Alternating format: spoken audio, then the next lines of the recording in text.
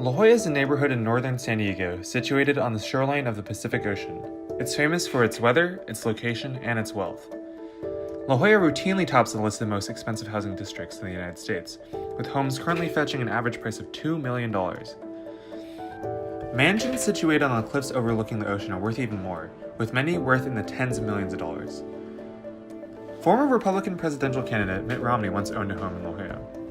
However, La Jolla is not just home to the rich and powerful, it's also home to one of the most renowned public universities in the nation, the University of California, San Diego, colloquially known as UCSD. In 2010, 36% of UCSD undergraduates lived on campus, which amounts to around 8,518 of the 23,663 students enrolled at the time. In 2015, that percentage rose to 43%, or 11,422 students. During that same time span, UCSD's undergraduate population rose 12%, 23,663 to 26,590 students, and two new undergraduate housing developments, the Torrey Pines Village West and East, were built. According to UCSD's master plan, the university's eventual goal will be to provide on-campus housing to 50% of its undergraduate students. The village developments added around 1,800 beds to UCSD's on-campus housing capacity. However, it fails to account for UCSD's growth of nearly 3,000 students to on-campus housing since 2010. So how is this phenomenon possible? The key lies in increasing the density of students in the same amount of space, or in other words, increasing the number of rooms allocated as triples or mini doubles on campus. On UCSD's own housing website, they admit that 90% of incoming students are placed in triples. Oh, how nice. So do you live on campus for your first year? No, I'm not. I'm living off campus. Oh, why is that? Did you apply for on-campus housing, or did you think about living on campus? I actually did think about living on campus, and I did apply. I was drawn because it was expensive, also because I was applying for a double, but they gave me a triple. I'm living in a triple in apartment in Warren. I applied for a double and they gave me a triple, and the triple is smaller than the double, which I don't understand. And the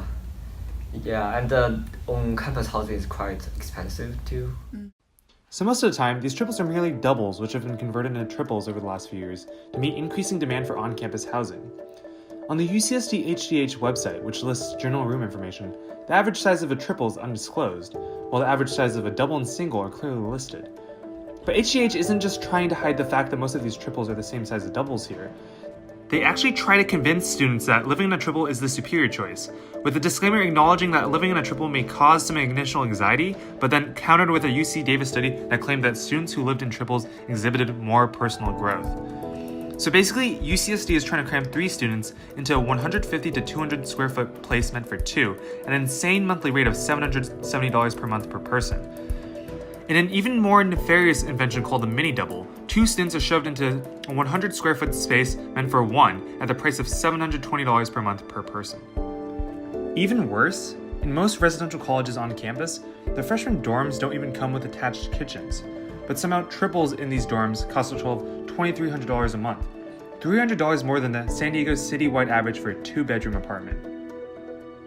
At La Regencia, a popular off-campus apartment complex, rent for a 2-bedroom apartment costs $2,300, but with nearly double the total bedroom space of a 200 square foot triple on campus, not to mention a much larger living room and a full kitchen. How do you feel about UCSD's housing accommodations to your double?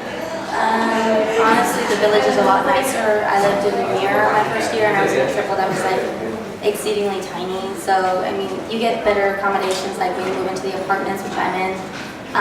But there's this, even still, it's a little small, but it's a lot better than the dorms, which are not great at all. So why would you say the dorms aren't that great?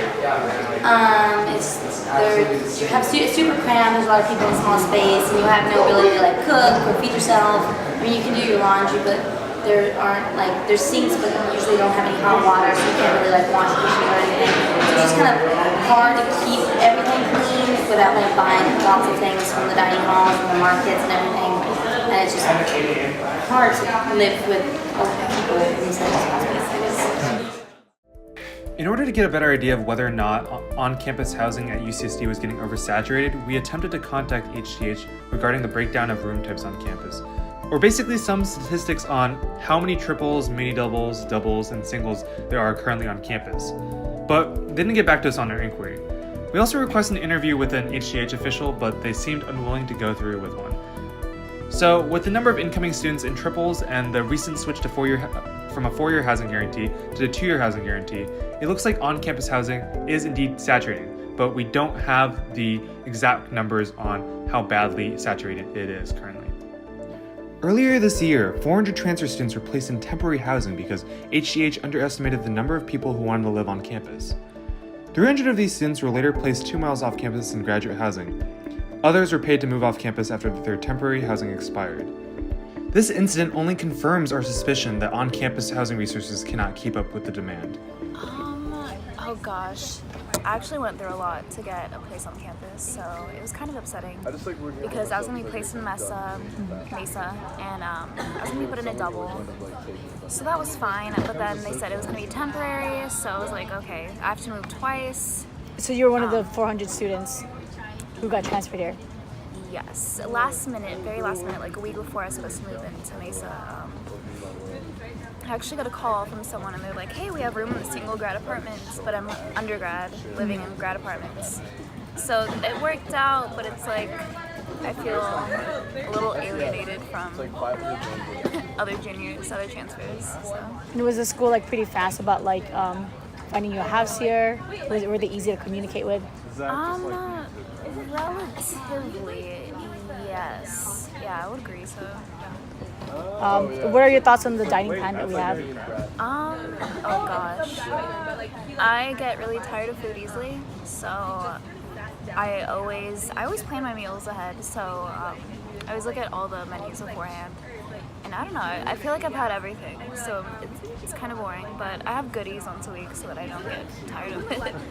Yeah. So one of the other problems with living on campus is how it locks people into expensive dining plans.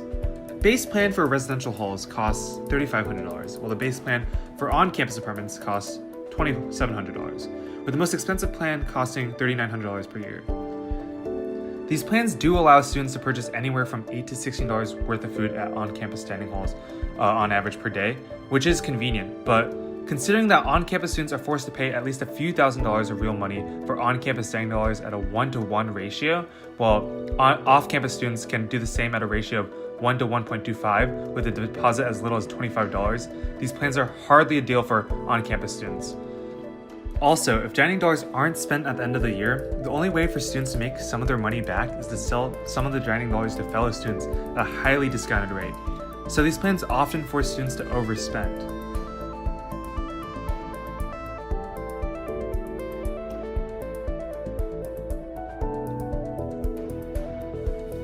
Not only are the costs of living on campus expensive, but the quality of the housing also comes into question. It has already been proved that the occupancy of students in the dorms and apartments are increasing, but in addition to this, UCSD also acknowledges potentially harmful materials that were used while building the living areas for students in the 1970s. In UCSD's own campus housing contract, they include a clause concerning exposure to asbestos and lead paint. If students are potentially being exposed to harmful chemicals, then why is living on campus still so expensive? Perhaps it would make sense if UCSD invested money into building new living areas that previously contained asbestos or lead paint, but so far only Revelle College apartments have been renovated despite 3 other colleges being built during the 1960s to the 1980s. Even in the housing contract, UCSD fails to specifically state in which residential areas contain lead paint or asbestos. So what can be done about this? As of now, there are unfortunately no finite solutions.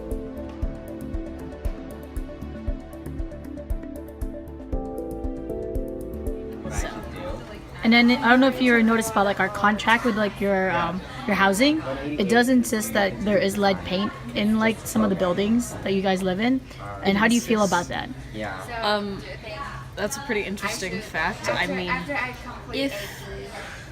lead is supposed to be a dangerous component of certain paints, and yet they insist that it's around students, and that's pretty problematic. I mean, there seems to be that like the lack of upkeep in a lot of areas can be, like dangerous to health, like perhaps mold, and like the way they treat the carpets can like uphold a lot of really nasty things, and it just like it doesn't surprise me, which is tragic. I don't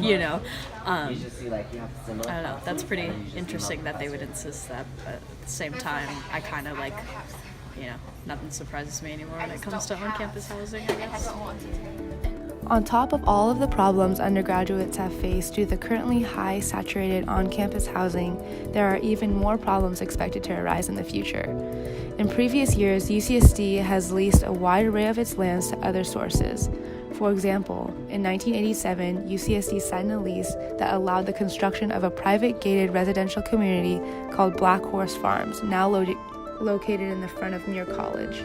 More recently, UCSD leased its plot of land in front of the Eleanor Roosevelt College to the construction of the Estancia La Jolla Hotel and Spa. The lease of land for this 4-star resort was signed in 2004 and expires in 2066.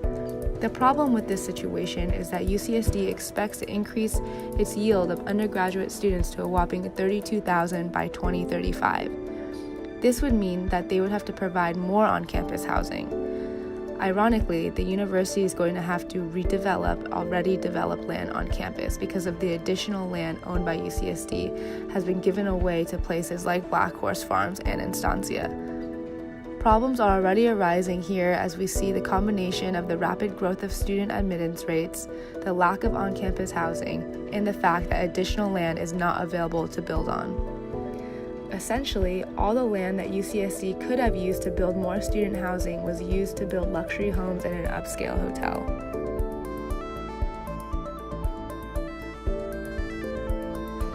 In the next 5 years alone, UCSD plans to expand undergraduate and graduate enrollment by 6,000 to 40,000 students overall. So with skyrocketing enrollment and lack of developable lands, can we even expect UCSD to find an appropriate solution? Well, the administration's solution involves spending $600 million on a new home for Sykes College, slated to be built on top of the Muir parking lots by 2020. The new development adds 2,000 beds and 300 parking spots, on top of the extra 3,500 beds added from the new graduate housing developments. Chancellor Klosla claims that the campus plans to add a total of 10,000 new beds overall over the coming years in order to bring back the 4-year housing guarantee for undergraduate students. Even more interestingly, Klosla claims that UCSD will be able to provide on-campus housing at 20% below the market rate. With the new Sykes College's $600 million price tag, we would expect a good portion of those fees to be footed by increased student housing fees, as UCSD previously did for the Village. However, the current $2 billion capital campaign could potentially offset that.